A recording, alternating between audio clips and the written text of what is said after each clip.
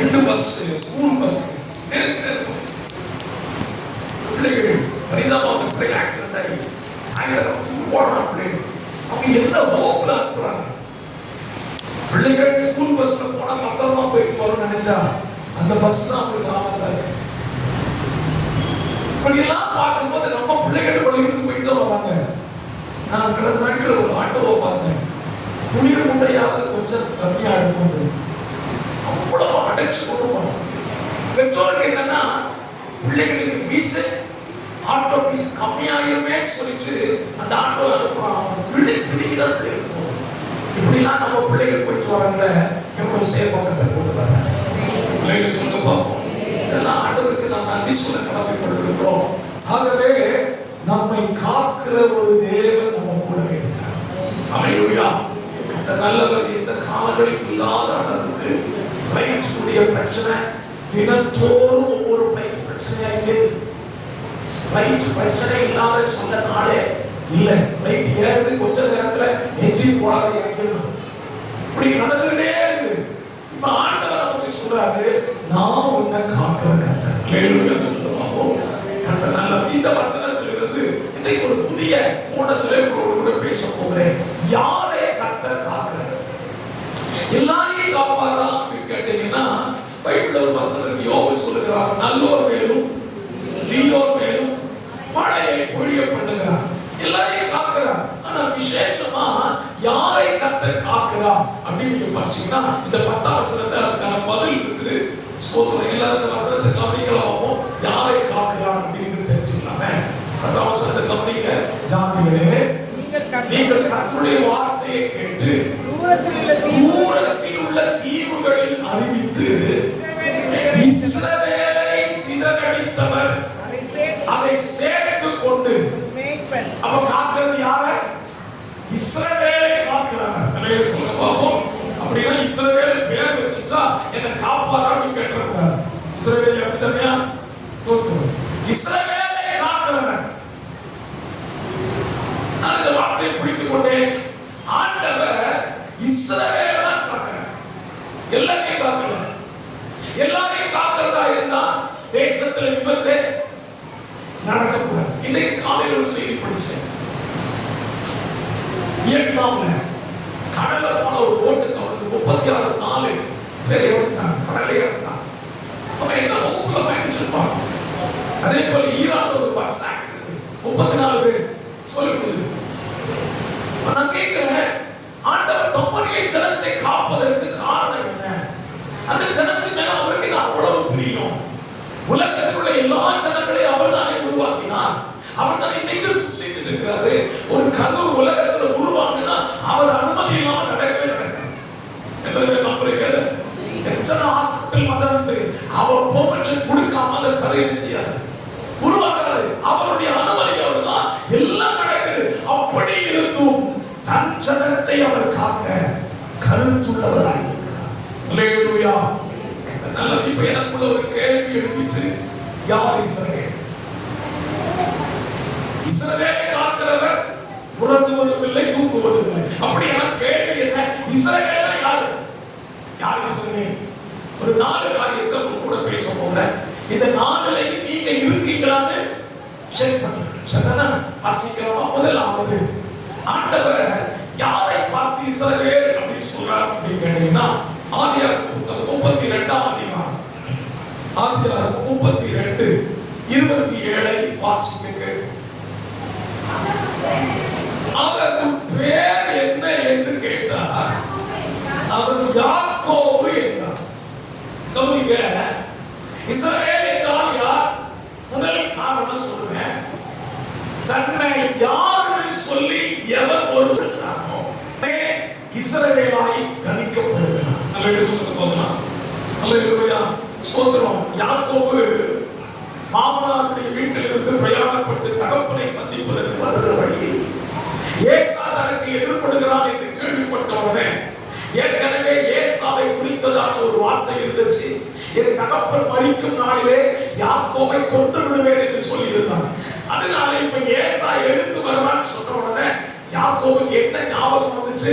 என்ன கொல்றதுக்கு உயிர் பயம் வந்துச்சு. உயிர் பயம் வந்தவங்க என்ன ஜெபம் பண்ணுவாங்க. அல்லேலூயா சொல்லுங்க பாப்போம். ஜெபமே நீங்க பண்ணாம இருக்கீங்கன்னா உங்களுக்கு என்ன பயம் இல்ல? உயிரை குறிச்சு பயம் இல்ல. ஸ்தோத்திரம். ஒரு சின்ன உதாரணம் சொல்றேன். ராத்திரி நீங்க சாப்பிட்டு படுக்கிறீங்க. படுத்த கொஞ்ச நேரத்துல நம்முடைய இடது பக்கத்தில் இருக்கிற ஹார்ட் லேசா வலிக்கிற மாதிரி தெரியுது. முதல்ல நீங்க என்ன செய்வீங்க? கொஞ்சம் வாயை திறந்து நெஞ்சு வலிக்குது.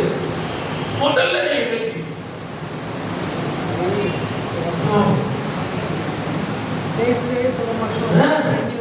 முதல்ல நெஞ்சு வலிச்ச உடனே ஏசப்பா என்ன வந்துருப்போம்? உயிர் போய் வந்துல போயிடுமோ? வலி கொஞ்சம் கூடுது. வலி அந்த வலி கொஞ்சம் கூட ஆரம்பிச்ச உடனே நல்ல விசுவாசிகளா இருந்தா அடுத்து என்ன செய்வாங்க தெரியுமா? போன் அடிச்சு மாஸ்டர் ஜோம் பண்ணுங்க, நெஞ்சு ரொம்ப வலிக்கிற மாதிரி தெரியுது. நீங்க சிரிக்கிறத பார்த்தா அந்த லிஸ்ட்ல உங்களை தொல்லையே பண்ண மாட்டேன் பார்த்தேன். வலி ஓவர் ஆச்சுன்னா டபக்குன்னு கீழே வரும், ஆஸ்பத்திரிக்கு போயிடும். அங்கேயும் போன உடனே டாக்டர் பார்த்துட்டு கண்டிஷன் மோசமா இருக்குது, உடனே ஐசியூ போகணும். என்ன வருது? பயம். பயம் வந்த உடனே நமக்கு என்ன வந்துடும்? ஜெபம் வருது. யாரா இருந்தாலும் சரி, அவன் ஆண்டவரை அறிந்தவனோ அறியாதவனோ தனக்கு உயிர் போகுதுன்னு சொன்னா அவன் கடவுளை கூப்பிட ஆரம்பிச்சு சொல்ல பார்ப்போம். யாக்கோபும் 20 வருஷம் ஜெபம் பண்ணாரு. யாக்கோபு நான் அப்படிதான் பாக்குறேன். 20 வருஷமா ஜெபம் பண்ணதாக பைபிள் சொல்லல, ஆனா அவன் ஜெபம் பண்ணினத பைபிள் சொல்லிருக்கு. இந்த இடத்துல யாக்கோபு ஏன் ஜெபம் பண்ணா அப்படின்னு கேட்டீங்கன்னா, உயிர் பயம் பொழுது முடிஞ்ச போட்டு தள்ளுறதுக்கு ஏசா வர்றான். அதனால பார்த்தா நாளைக்கு உயிர் போக கன்ஃபார்ம் பண்ணல, ராத்திரி முழுசும் முழு ஜெபம். அல்லேலூயா. நீங்க ஏன் இரவு ஜெபத்துக்கு வர மாட்டீங்க தெரியுமா? நாளைக்கு காலை உயிரோட தப்பாசி இருப்பேன், அது எனக்கு சந்தேகமா இருக்கும். நாங்க நாளைக்கு காலை எழுப்போம், வேலைக்கு போயிருப்ப, அதனால ராத்திரி ஜெபத்துக்கு வர மாட்டேங்க. அப்ப ராத்திரி ஜெபத்துக்கு வரவங்களுக்கு எல்லாம் அடுத்த நாள் கேரண்டி இல்லையோன்னு கேட்டக்கூடாது. நான் சொல்லுவேன், அடுத்த நாள் பிறப்பதை நான் அறிய மாட்டேன். நாளைக்கு என்ன நடக்குன்னு எனக்கே தெரியாது. ஆகவே இரவு முழுவதும் ஜெபிக்கிறான். எதற்காக? உயிரை காப்பாற்றிக் கொள்ளும்படி ஜெபிக்கிறான். ஆண்டவர் அவன் கூடவே இருக்கிறார். நமக்கு சம்பவம் தெரியுதுனால ஆண்டவர் ராத்திரி முழுசோட போராடுறார். என்ன போராடுனாலும் தெரியாது.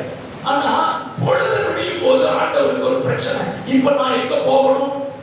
பரலோகத்துக்கு போகணும். யாக்கோபே என்ன விடப்பா, நான் பரலோகத்துக்கு போகணும். அவன் ராத்திரி பொழுது ஜெபம் பண்ணும்போது என்ன நினைச்சிட்டாருக்கு?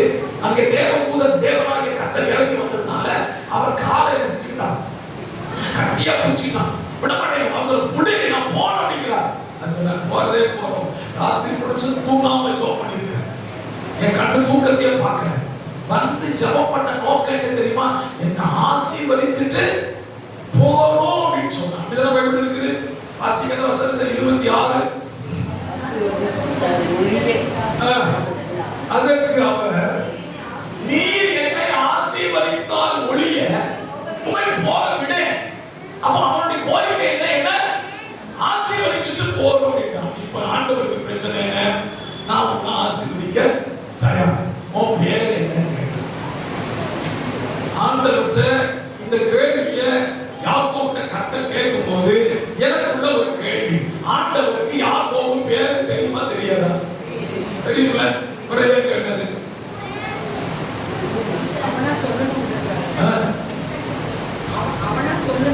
அவனை சொல்லணுமா? இன்னும் கரெக்டா சொல்றாரு. ஈசாக்கு கேட்கிறான், எப்பா வந்திருக்கிறது ஏசா தானா? ஆமாப்பா. சத்தமோ யாக்கோபின் சத்தம், கைகளோ ஏசாவின் கைகள். இப்ப அப்பனை ஏமாத்துற கேசுகிறார். இப்ப ஆண்டவர் கேட்கிறாரு, அங்க படிச்ச பாடத்தை இங்கேயும் நம்மகிட்டையும் சொல்லிப்பானா அப்படிங்கிறதுக்கு தான் கேட்டார், உன் பேர் என்ன? இப்ப ஏசாவுக்கு யாக்கோபுக்குள்ள அந்த ஈசா கிட்ட பேசின அதே லாங்குவேஜ இங்க பயன்படுத்தி இருந்தா வச்சுக்கோங்க, என்ன நடந்திருக்கும்? ஈசாக்காவது தின்னு வாய் நிறைய வயிறு நிறைந்த வருது, வேற வழி இல்லாம என் பிள்ளை குழப்பாம வளர்வான் உயர்வாண்டாரு. ஏசுனாலும் அப்படி ஒண்ணு ஏமாந்து பெற மாட்டாரு. இல்ல ஆண்டவரே என் பேர் ஏசா அப்படின்னு சொன்னா அப்படியே ஆக கடவுள் மகனே நீ ஏசாவாவே இரு சொல்லிருப்பாரு. அல்லேலூயா. நல்லா புரிஞ்சுக்கோங்க. நம்ம இஸ்ரவேலா இருக்கணும்னு நினைச்சீங்கன்னா, உங்களை அவர் பாதுகாக்கணும்னு நினைச்சீங்கன்னா, நீங்க யாரு அப்படிங்கறத ஆண்டவருக்கு உண்மையை என்ன செய்யணும் சொல்லணும். சரி, இப்போ ஆண்டவர் யாக்கோபு அப்படின்னு சொன்ன உடனே அவனுக்கு பேருக்கு அர்த்தம் என்ன? யாக்கோபுனா ஏமாற்றுகிறவர் அல்லது எச்சல் என்று அர்த்தம். இப்போ ஆண்டவர் இஸ்ரவேலை ஆசீர்வதிக்கிறவர், இஸ்ரவேலை காக்கிறவர் சொல்றார். தன்னை யார் என்கிற உண்மை நிலைய ஒருவன் ஒத்துக்கிறானோ அவனை காக்கிறார். அல்லேலூயா. சொல்ல பார்ப்போம். ஆண்டவரே நான் ஏமாத்துறேன்டாப்பா, நான் அப்பாவை ஏமாத்துறேன், அண்ணனை ஏமாத்துறேன், மாமனாரே ஏமாத்திட்டேன், இப்போ வர வழியே கிடையாது, எனக்கு உயிர் பயம் வந்துட்டு உள்ளத சொல்லுகிறேன். ஏமாற்றுகிறவன் என்று சொன்னவருக்கு தான் என்ன பேர் வச்சாரு? இஸ்ரவேல் என்று பேர் வைத்தார். அல்லேலூயா. சொல்லுங்க பார்ப்போம். அப்போஸ்தலர் நடவடிக்கைகளின் புத்தகம் 8ஆம் அதிகாரத்துல, அப்போஸ்தலர் 8ஆம் அதிகாரம் அதனுடைய 20ஆம் வசனத்திலிருந்து வாசிக்க பார்ப்போம்.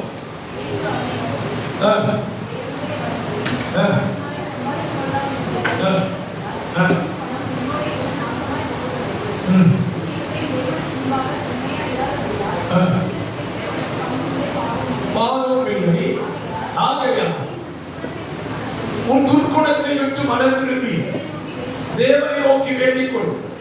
ஒருவேளை மன்னிக்கப்படலாம். இங்க பேரு பிலிப்பு பட்டணத்தில் இருந்ததான ஒரு மாயவித்தைக்காரனுடைய டோட்டல் சரித்திரத்தையே சொல்றான். எப்பா உன் லட்சணம் இதுதான், நீ ஏமாத்துக்கிற, இருதய மோசம், உன் பணத்தை வச்சு தேவ வரத்தை சம்பாதிக்கிற நினைக்கிற அப்படி வரிசை அடிக்க உடனே இப்ப இந்த மாயவித்தைக்காரனுடைய பதில் எப்படி இருக்கு பாருங்க. அடுத்த வருஷம் அப்பொழுது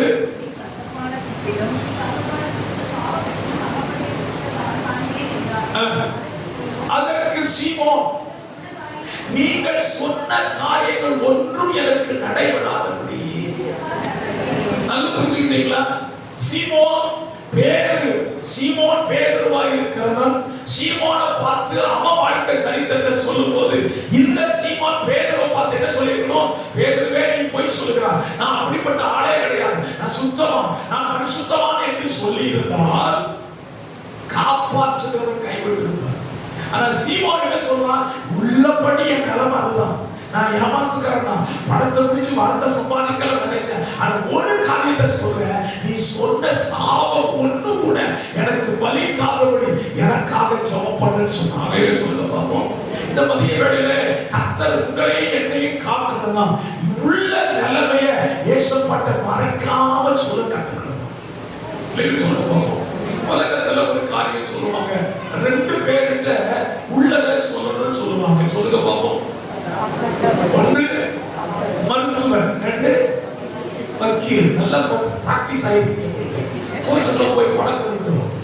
வக்கீல்கிட்டையும் டாக்டர்கிட்டையும் உள்ளத சொல்லணும். நான் 3வது நபரை சொல்றேன், இயேசுநாதர்கிட்ட உள்ளத சொன்னா காக்கிறவன் தீவிரப்பட்டு விடுவான்.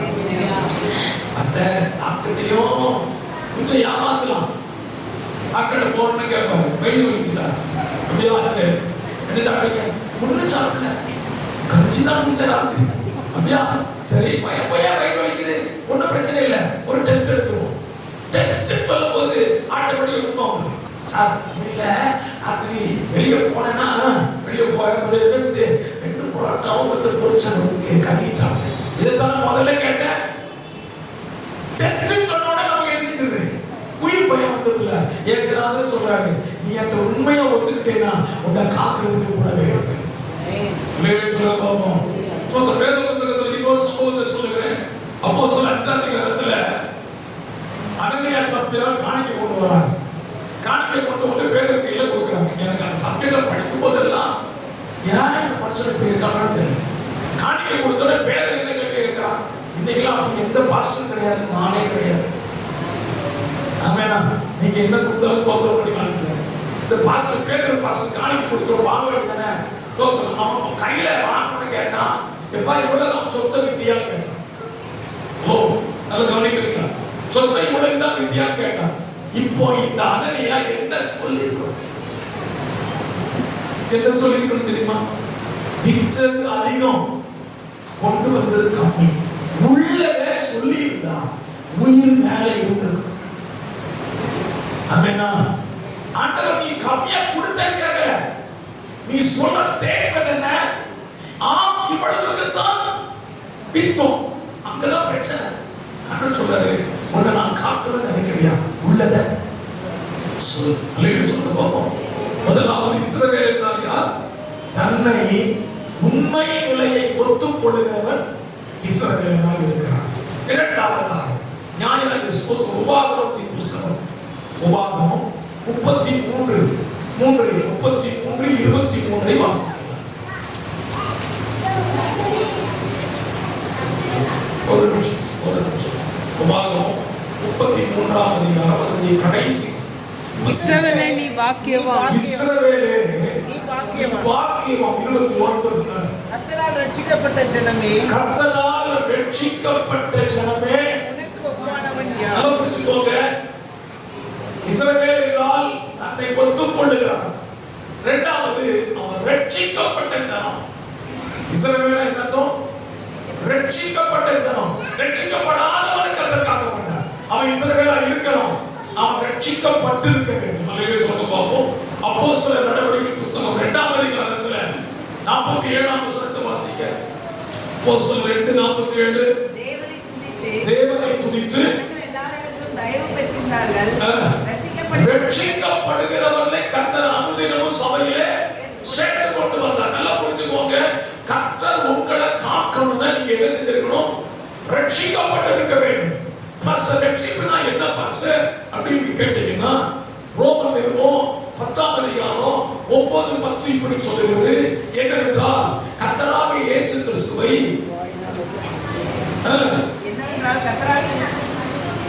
எழுப்பினார் என்றும்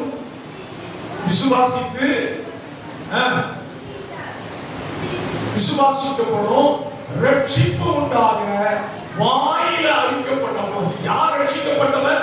வாயில திறந்து இயேசு கிறிஸ்து மரித்தோரிலிருந்து எழுந்தார் என்று விசுவாசித்து அதை அறிக்கை செய்கிறவன் ரட்சிக்கப்பட்டவன். அல்லேலூயா. கர்த்தர் நல்லவர். அப்போ ரட்சிக்கப்பட்ட ஜனத்தை காக்கிறார். தன்னை யார் என்று ஒத்துக்கொள்ளுகிறவரை அவர் காக்கிற தேவனாக இருக்கிறார். மூன்றாவதாக ஸ்தோத்திரம். அதே அதிகாரம் உபாகமம் 33 அதனுடைய 28ஆம் வசனத்தை வாசிக்கிறேன். இஸ்ரவேல் சுகமாய் தனித்து வாசம் பண்ணுவான். வசனத்தை மாத்திரம் எல்லாரும் திருப்பி பைபிள் இருக்கும். பைபிள்ல எல்லாரும் எடுத்து பாருங்க. இஸ்ரவேல் சுகமாய் தனித்து வாசம் பண்ணுகிறார். இஸ்ரவேல் என்று சொன்னால் என்ன அர்த்தம்? தனித்து வாசம் பண்ணுகிறவன். அவனுக்கு ஒரு அடையாளம் இருக்கு. சொத்தம். இதை குறித்த வேத பகுதிய எண்ணாகமம் புத்தகம், எண்ணாகமம் 23ஆம் அதிகாரம். எண்ணாகமம் தனித்து வாழுதல் அப்படின்னா என்ன அப்படிங்கிறத கண்டுபிடி சொல்ல பாருங்க. ஸ்தோத்திரம். 23:9 வசனத்தை பாருங்க. கண்மலை உச்சியிலிருந்து நான் அவனை கண்டு குன்றுகளிலிருந்து அவனை பார்க்கிறேன். அந்த ஜனங்கள் ஜாதிகளோடு கலவாமல் தனியாய் வாசம். இஸ்ரவேல் என்றால் என்ன? தனித்து வாசம் பண்ணுகிறவன். அதை இப்படி சொல்லலாம். விளையாம் ஜாதிகளோடு கலவாதவன். மீகா தீர்க்கதரிசி இதற்கு இன்னொரு விளக்கம் கொடுக்கிறார். மீகா 7ஆம் அதிகாரம் 14ஆம் வசனத்தை பாருங்க. மீகா 7:14. கர்மேலின் நடுவிலே தனித்து வனவாசமாய் இருக்கிற உமது சுதந்திரமாக. கர்மேலின் நடுவிலே தனித்து வனவாசமாய் இருக்கிற உமது சுதந்திரமாகிய மந்தை. அப்படின்னா என்ன அர்த்தம்? ஆண்டவர் தன் ஜனத்தை இஸ்ரவேல் என்று அழைக்கும்போது சொல்கிறார், அவன் தனித்து வாசம் பண்ணுகிறவன். அவனுக்கு தனி அடையாளம், தனி ட்ரெஸ், தனி வாழ்க்கை, தனியாச்சு. அவன் சாப்பாடு தனியா இருக்கும், அவன் உட தனியா இருக்கு, எல்லாமே வித்தியாசமா இருப்பான். சொல்லுங்க பாப்போம். சந்தோஷமா சொல்லுங்க. நம்ம எல்லாம் இஸ்ரவேல் தானா? ஆமெனா? ஆமென் சொல்றவங்க உங்க சாப்பாடை கவனிக்கணும். எல்லாரும் சாப்பிடுற மாதிரி நம்ம என்ன செய்ய முடியாது. நம்ம சாப்பாடு எல்லாரும் சாப்பிடுற மாதிரி நம்ம சாப்பிட்டா நம்ம இஸ்ரவேல் கிடையாது. எல்லாரும் ட்ரெஸ் உடுத்துற மாதிரி நம்ம உடுத்துனா நம்ம இஸ்ரவேல் கிடையாது. ஆமென் சொல்ல முடியவில்லை. தானியேலின் புத்தகம் 1ஆம் அதிகாரத்துல நேபுகாத்நேச்சார் தன்னுடைய ராஜ அரண்மனையிலேயே சேவை செய்யும்படியாக இஸ்ரவேலில் இருக்கிற வாலிபர்களை தெரிந்து கொள்ள தீர்மானித்தான். தீர்மானிச்ச உடனே அவன் சொன்னான், நான் சாப்பிட்ற எல்லா சாப்பாடையும் யாருக்கு அந்த வாலிபர்களுக்கு கொடுங்க. நல்லா சாப்பிட்டு 10 நாள் கழிச்சு எவ்வளவு கொண்டு நிப்பாட்டு நான் அவரை சோதிச்சு பார்ப்பேன். அதுல திறமையானவனே என்னுடைய ராஜ அரண்மனையை எடுத்துக்கொள்வேன் என்று சொல்லுகிறான். இப்போ தானியேல், அனனியா, அசரியா, மிஷாவேல் இந்த 4 பேருக்கும் அந்த பாபிலோனின் ராஜாவின் சாப்பாடு கொடுக்கப்படுது. தானியேல் சொல்றான், ஐயா என் சாப்பாடு கொஞ்சம் வித்தியாசம். நீ சாப்பிடுற சாப்பாடு நான் என்ன செய்வேன், சாப்பிட மாட்டேன். எனக்கு சாப்பாடு வித்தியாசமா தான் இருக்கணும் அப்படின்னா அவன் கேட்கிறான், ஐயா ராஜா சட்டம், ராஜா கொடுக்கிற சாப்பாடை நான் கொடுக்கலன்னா எனக்கு பிரச்சனை. நீ சாப்பிடாம உன் முகம் வாடி போயிருந்தா நான் மாட்டிக்குவேன். தயவு செய்து சொல்றேன், ராஜா கொடுக்கிற சாப்பாடை சாப்பிட்டு சொன்னான். இல்ல இல்ல இல்ல நான் எதுதான் சாப்பிடுவேன். தானியேல் 1ஆம் அதிகாரத்தை வாசிங்க. தானியேல் சாப்பிட்ட சாப்பாடு என்ன சாப்பிட்டானா 10 நாள் வரைக்கும் அடியாரை சோதித்து பார்த்து எங்களுக்கு என்ன சாப்பாடு கொடுக்க சொல்றான்? சந்தோஷமா சொல்லுங்க. எங்களுக்கு என்ன சாப்பாடு? தோத்துறாங்க. அவளை போட்டு குருவை குறிச்சு விசுவாசிக்கு சத்தமா சொல்லுங்க. உங்களுக்கு என்ன சாப்பாடு தேவை? மறுபடி புரியல. பைபிள் படி என்னதான் நீங்க சாப்பிடணும்? பருப்பு முதலான காய்கறிகளை சாப்பிட்டு. இஸ்ரவேலுடைய சாப்பாடே வித்தியாசம் தாங்க பாஸ்டர். அப்படின்னா அவங்க வனாந்தரத்துல காடை சாப்பிட்டாங்களே பாஸ்டர், அது வனாந்தரத்துல தின்னா. கானானுக்குள்ள போனவன என்ன சாப்பாடு கொடுத்தாரு? கானானுக்குள்ள போனாங்களா என்ன சாப்பாடு கொடுத்தாரு? காடையும் நின்னுச்சு, மன்னாவும் நின்னுச்சு. கானான் தேசத்து பழங்களை சாப்பிட்டாங்க. சொல்லுங்க பார்ப்போம். நான் புரிஞ்சுக்கொண்டு நினைக்கிறேன். அதனால பாஸ்டர் மத்தியானம் மட்டன் செஞ்சு வச்சிருக்கிறேன் சாப்பிடக்கூடாதுன்னு கேட்கணும். இல்ல நீங்க சாப்பிடுங்க. நம்ம சாப்பாட்டுல வித்தியாசம் இருக்கணும். நம்ம போடுற ட்ரெஸ் வித்தியாசம் இருக்குதா? வித்தியாசம் இருக்கு. தேவ பிள்ளைகள்லாம் சொல்லிக் கொள்றோம். மாட உண்மையிலே உங்களுக்கு பல இடங்களில் சொன்னேன். என் சபை விசுவாசிகள் என்னை காக்கிறார்கள். நல்லது சொல்ல முடியும். உண்மையிலே சொல்ல பாராட்டி தான் சொன்னேன். என் சபை விசுவாசிகளை என்னை காக்கிறார்கள். நிறைய பாஸ்டர்ஸ் மாதிரி ஐயா என் சபையை திருத்த முடியலையா, எவ்வளவோ பிரசங்கம் பண்ணி பார்க்கிற ட்ரெஸ் ஒழுங்கா போடவே மாட்டேங்க, இஷ்டத்துக்கு போட்டுட்டு வராங்க. நான் ஆண்டவருக்கு நல்ல தோத்திரம் பண்றேன். ஆண்டவரே இயேசுவின் வருகை வரைக்கும் எங்க பிள்ளைகளை புரிய வச்சிருக்கேன். ஆமென். ஹல்லேலூயா. தோத்திரம் கத்த நல்லவங்க. இஸ்ரவேல் அப்படின்னா தனியா நான் வாசம் பண்ணணும். அவன் ட்ரெஸ் தனியா இருக்கணும், சாப்பாடு தெரியணும், வாழ்க்கை முறை. எஸ்தரின் புத்தகத்தை நீங்க படிச்சுக்கணும். வீட்டுல போய் ஆமா சொல்றான். அகாஸ்வே ராஜாவை பார்த்து, ஐயா நம்ம தேசத்துல ஒரு ஜாதி இருக்குது, அவன் வழக்கமே சரி கிடையாது, வழக்கமே சரி கிடையாது, அவன் ட்ரெஸ் கோடு சரி கிடையாது, அவன் வித்தியாசமே மாட்டுக்கிட்டு இருக்கான். யூதனாகிய மொர்தெகாய் கேட்ட, ஐயா என் ட்ரெஸ் கோடே இதுதான், இப்படிதான் இருப்பேன், இப்படிதான் சாப்பிடுவேன், இப்படிதான் வாழுவேன், எவனைக்கு தலை வணங்க மாட்டேன். யாருக்கு மட்டும் தலை வணங்குவேன்? கர்த்தருக்கு மட்டும்தான் தலை வணங்குவேன். அல்லேலூயா சொல்லுங்க பாப்போம். பிள்ளைகளாக இருக்கிற உங்களை பார்த்து சொல்றேன், நம்முடைய தேசத்தில் சீக்கிரமாய் ஒரு ஆபத்து வரப்போகிறது. என்ன ஆபத்து தெரியுமா? எல்லாரும் பார்த்து வணக்கம் போடணும். அது ஆபத்து இருக்குது. ஆண்டவர் சொன்னாரு, என்னை மாத்திரம் வணங்குகிறவர்களை காப்பேன். அல்லேலூயா. தானியேல் 3ஆம் அதிகாரத்துல 3 இவரே சொன்னாங்க, ஐயா ராஜாவா இருக்கலாம், நீ எவ்வளவு பெரிய மந்திரியா இருக்கலாம், நீ நிறுத்தின சிலையை நான் வணங்க முடியாது. போ, நான் வணங்குறதா அவரை மட்டும் தான் வணங்குறேன். அன்னைக்கு ஆரம்பிச்ச பிரச்சனை இன்னைக்கு மறுபடியும் தலத்துக்கு ஆரம்பிச்சுட்டு, ஆகவே சொல்லுகிறேன், நீங்கள் தனித்து வாழுங்கள், உங்களை காக்க கர்த்தர் இருப்பார். அல்லேலூயா. கர்த்தர் நல்லவர். அப்படியானா ஆண்டவர் சொன்னது அழகான வார்த்தை. உபாகமம் 33:28 இஸ்ரவேல் சுகமாய் தனித்து வாசம் பண்ணும். நம்ம எல்லாரும் கர்த்தரால காக்கப்படணும்னா தனித்து என்ன செய்யணும்? வாசம் பண்ண வேண்டும். நல்லவர்.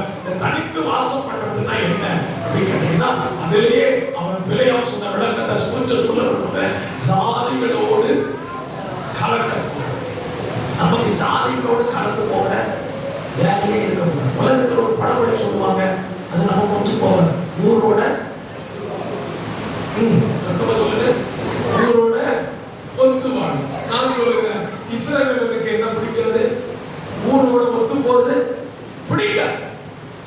அவன் எங்க ஒத்து போவான் அப்படின்னா கர்த்தருடைய ஜனத்தோடு ஒத்து போவான். ஆமெனா? தெளிவா சொல்றேன், நீங்க தேவ பிள்ளைகளோடு இந்த பூமியில ஒத்து போயிட்டு சொல்றேன், பரலோகம் கேரண்டி. இங்க இருக்கும் போது கர்த்தருடைய பிள்ளைகளோட உங்களால ஒத்து போக முடியலன்னா இந்த பிள்ளைகளை இந்த தேவன் அங்க இருப்பாரு. அங்க போன பிரச்சனை தான். ஆகவே சொல்றேன், தேவ பிள்ளைகள் ஜாதிகளோடு கலவாதீர்கள். நாலாவதா ஆண்டவர் யாரை காக்கிறார் அப்படின்னு பார்த்தீங்கன்னா, ஸ்தோத்திரம் 8ஆம் புஸ்தகம் 22ஆம் அதிகாரம். நமக்கு இருக்கிறத நம்ம புரிச்சுக்கிட்டோம்னு சொன்னா அது பெரிய ஆசீர்வாதம். என்னாகும்? 22 6ஆம் வசனத்தில் வாசிக்கிறோம். அவர்கள் எண்ணிலும் பலவான்கள் ஆகிலும் நீர் ஆசீர்வதிக்கிறவர். அவர்கள் எண்ணிலும் பலவான்கள். இஸ்ரவேலுடைய பலன் என்ன? பலவான்கள். ஆமெனா? ஸ்தோத்திரம். அதே 8ஆம் புஸ்தகம் 24ஆம் அதிகாரம் 23 வாசிங்க. தேவன் அவர்களை எகிப்திலிருந்து புறப்பட பண்ணினார். காண்டாமிருகத்துக்கு ஒத்த பலன் அவர்களுக்கு இருக்கிறது. 24ஆம் அதிகாரம் 9ஆம் வசனத்தை வாசியுங்கள். சிங்கம் போலவும் துஷ்ட சிங்கம் போலவும் மடங்கி தேவன் அவர்களை எகிப்திலிருந்து புறப்பட பண்ணினார். காண்டாமிருகத்துக்கு ஒத்த பலன் அவர்களுக்கு உண்டு. உனக்கு இருக்கிற பலன் எது?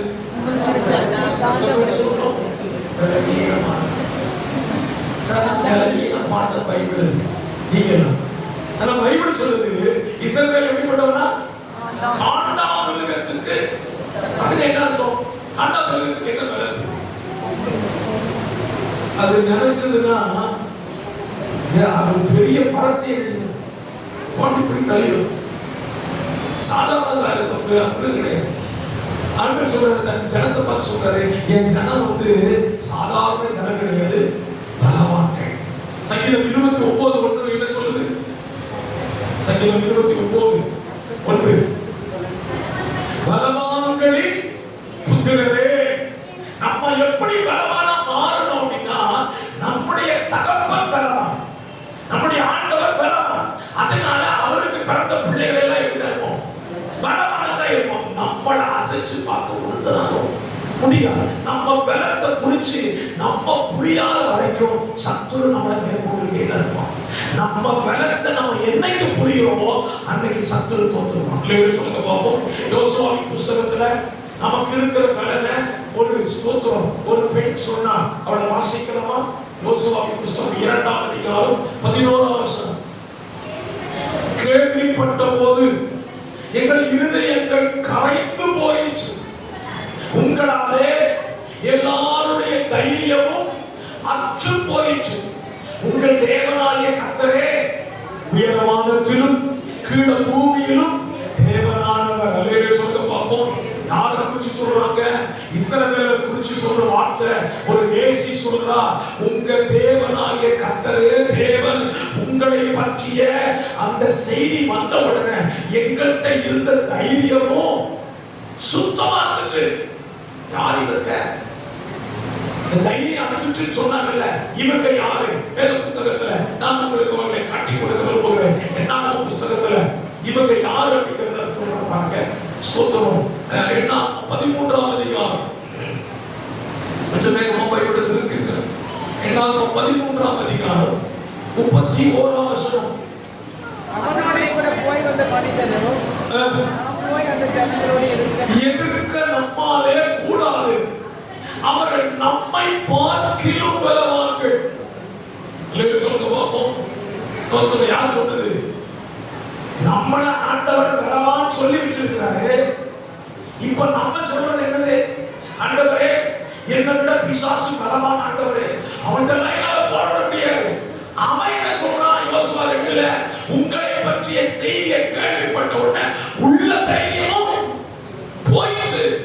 ஏன் நதிக்கு அப்புறத்தில் இருந்ததான அந்த ஓகையும் இன்னொரு ராஜாவையும் கொண்டுட்டீங்க. 2 ராஜாக்கள் சாதாரணமானவர், பலமானவர், அவங்களையே கொண்டுட்டீங்கன்னா நாங்க ஏமாத்துறோம். அதனால சொல்றேன், உங்களை விட நாங்க இப்ப பலவீனமா தான் இருக்கிறோம். நான் இந்த காலத்துல சொல்கிறேன், நம்மளை எதிர்க்கிற சத்துருவுக்கு அவன் பலன் தெரியுமா தெரியாதா? தெரியும். அவன் என்ன சொல்லுவான்?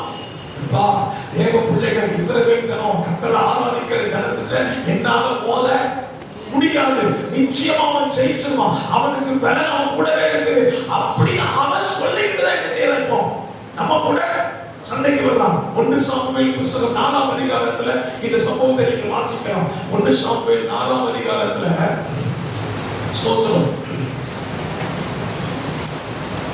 4ஆம் அதிகாரம் இஸ்ரவேல் சொன்னதான ஒரு வார்த்தையை பாருங்க.